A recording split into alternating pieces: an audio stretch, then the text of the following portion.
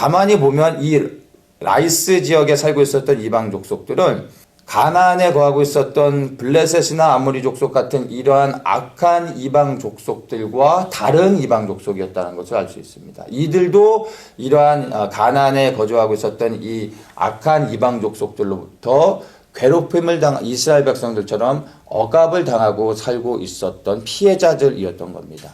그런데 이제 그러한 악한 자들이 없어지니까 자기들끼리 평화롭게 살고 있었죠. 그런데 이제 이 단지파가 그곳에 가서 그들을 다 진멸시켰던 것입니다.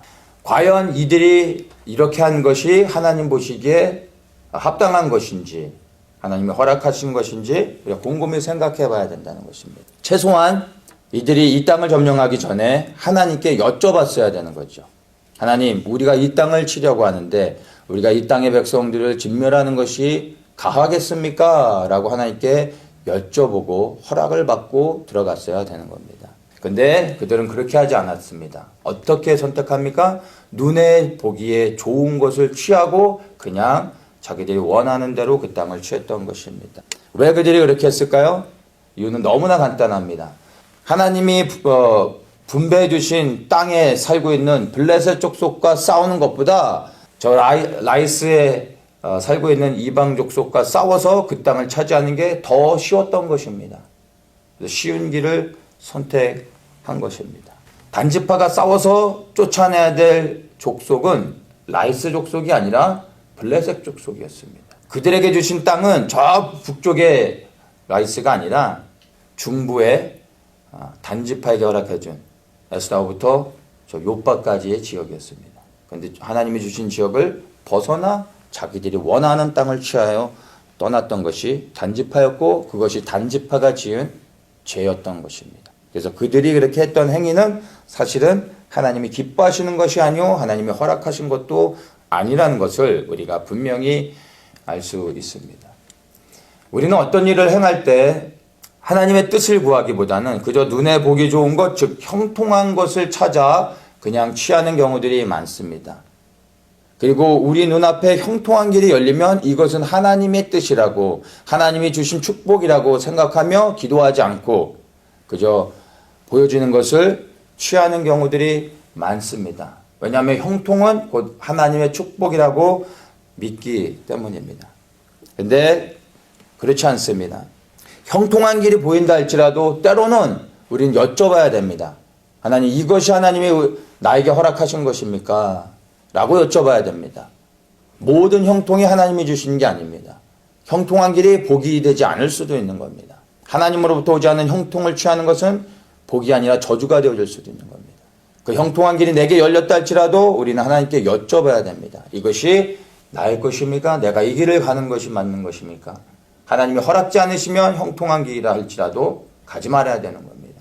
그 길이 형통이 아니라 고난의 길이라 할지라도 하나님이 내게 허락하신 길이라면 우리는 그 길을 가야 되는 것입니다. 고난이 길이기 때문이 아니라 하나님이 허락하신 길이기 때문에 하나님이 명하신 길이기 때문에 가야 되는 겁니다.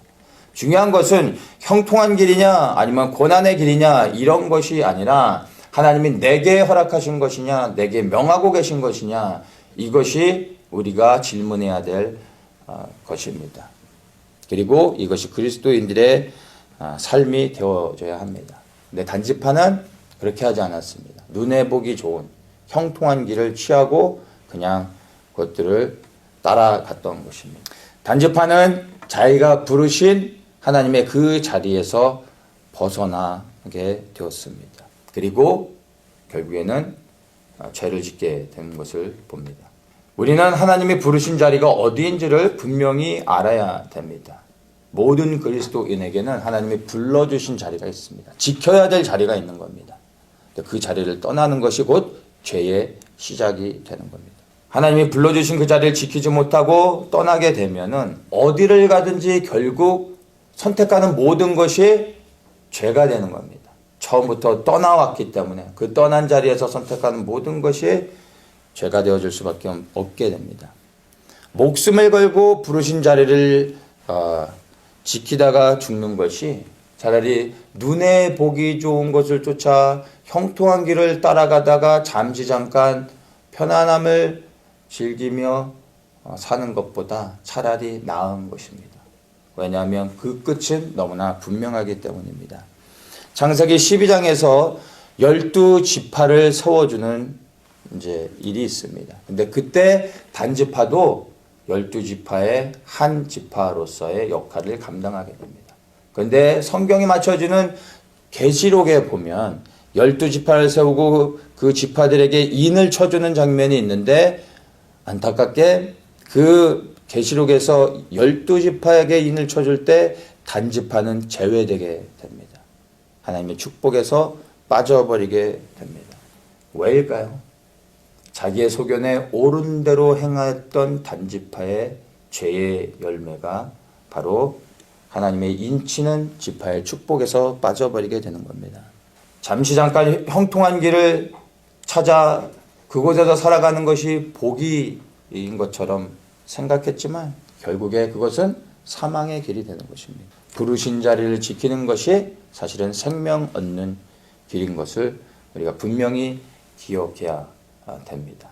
눈에 보기 좋은 것을 취하기보다는 하나님께 여쭤보며 하나님이 말씀하시고 인도하시고 불러주신 그 자리를 지키는 것이 우리에게 복이요 또한 그것이 우리 하나님을 믿는 그리스도인들의 삶이 되어야 하는 것입니다.